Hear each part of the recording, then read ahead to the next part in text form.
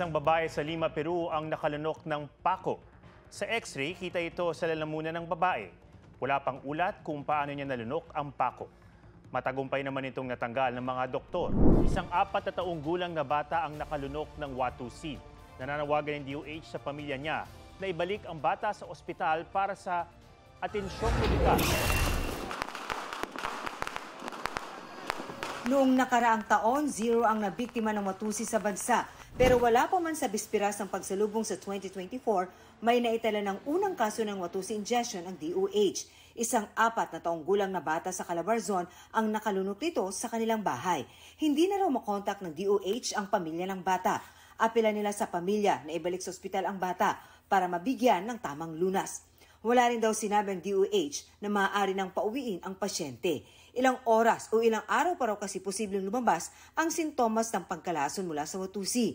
Matagal din daw ang paggamot nito. Sabi ng DOH, karaniwang napagkakamalangkendi ng mga bata ang Watusi.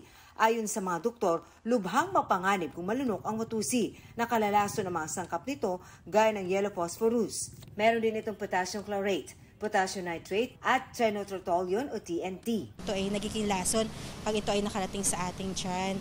Nagsisimula po sila magkaroon ng reaction sa vitamin K, then magsisimula po magkaroon ng pagdurugo po hanggang sa kamatayan. Kung makalulunok ng Watusi ang bata, pakainin ang biktima ng puti ng itlog.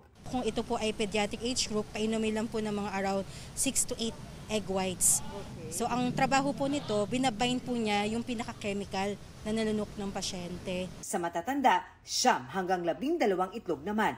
Huwag rin daw pasusukahin ang pasyente. The more na pinapasukan natin, mas pinapakalat po natin yung chemical, lalo sa daanan po ng pagkain o yung sa esophagus. Matapos mabigyan ng first aid, itakbo sa ospital ang biktima para matingnan ng doktor. Isang batang 4 na taong gulang sa Lapu-Lapu City sa Cebu ang nakalunok ng 5 piso. Kitang-kita ang nakabarang barya sa lalamunan nito ng ma-x-ray. Humingi raw ito ng pera kahapon pero hindi na nalaman ng ina nito kung may binili ang bata. Hanggang sa ilang beses sumuka ang bata at nakaranas ng pananakit sa lalamunan. Doon na raw nagpasya ang ina na dalhin sa ospital ang anak. Wala pang impormasyon sa ngayon kung nakuha ng barya sa lalamunan ng bata. Paalala sa mga magulang, iwasang bigyan ng mga maliliit na bagay ang mga bata. Inooperahan ang isang bata sa Peru matapos siyang makalunok ng crucifix. Kita sa x-ray na nakabara ito sa lalamunan ng 10 buwang gulang na bata. Ayon sa kanyang ina, labis siyang natakot nang mapansing nahihirapan ng bata at nang malamang nakalunok pala ito ng maliit na krus. Tagumpay naman itong natanggal sa pamamagitan ng endoscopy. Nasa mabuti ng kondisyon ng bata. Pasintabi po sa mga kumakain. Sensitibo po ang inyong mapapanood. Isang linta ang natagpuan sa lalamunan ng isang babaeng senior citizen sa China. Sa video ng isinagawang bronchoscopy sa babae, makikita ang itim na linta. May sukat itong 3 pulgada at nakuha ng mga doktor malapit na sa baga ng pasyente. Kalahating buwan na raw na umuubo ng may dugo ang babae na nag-akalang sore throat lang ito.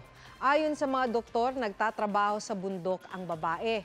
Posibleng nalunok daw nito ang linta mula sa ininom niyang tubig doon. Maayos na ngayon ang lagay ng pasyente. Sumakit at may tumutusok-tusok sa tenga ng isang babae mula Ubay, Bohol. Nang kanila raw tignan, napasukan pala ito ng isang buhay na ipis.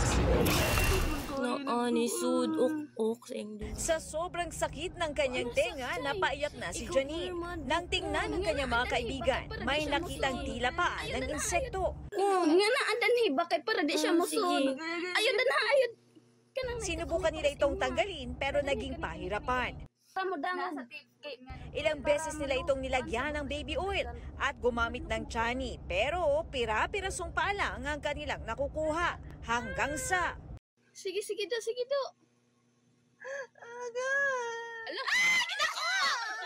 Isang buhay na ipis ang nahugot mula sa tenga ni Janine. Sa taranta, agad nila itong pinisa. Ang buisit ka.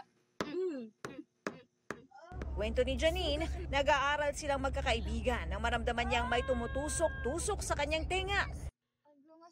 Medyo may nagilok akong dunggan. Tapos yun, nakabati og sakit. Then ning bakod ko ning hilapon niya. Akong gipukaw sa kauban. Nagising yung dalawa. Nagkagulo kami silang tatlo, then tiningnan muna ni Jennifer yung tenga ko. Then yun, sabi ni Jennifer, may ipis na. Nawala rin ang sakit nang matanggal ang ipis. Di na kaya kapag iumaga pa yung pagkuha. Masakit na talaga. Ay, glungas Ang ganitong mga insidente, madalas daw mangyari lalo kapag umuupo o natutulog sa sahig. Ayon sa isang ears, nose and throat surgeon, kapag nangyari ito at hindi agad makakapunta sa ospital, kailangan i-check muna kung buhay pa o patay na ang pumasok na insekto sa tenga. Kapag buhay, gumagalaw, minsan narinig mo may parang lumilipad sa loob ng tenga or may sound. Bago natin i-extract or tanggalin, kailangan patayin muna. So how do we kill? Usually, ang advice namin, maglagay ng baby oil. Malagkit ang consistency ng baby oil at hindi mahapdi sa tenga. Hindi raw mainam na tubig ang ilagay dahil baka magkalasog-lasog ang insekto. Kapag alcohol naman, mahapdi ito sa tenga, lalo na kapag nagkasugat na dahil sa insekto. Huwag din daw basta kalikutin ng tenga para maiwasan ang komplikasyon. At kahit natanggal na, makakabuting pumunta pa rin sa ospital para masigurong walang naiwan sa loob ng tenga.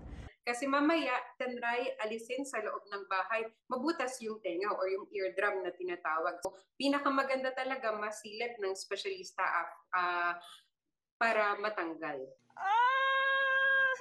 Para namang maiwasang mapasukan ng mga insekto sa tenga, kailangang siguraduhin na malinis ang tinutulugan, lalo na kung nasa sahig at siguraduhin hindi ito mapagagapangan ng mga insekto.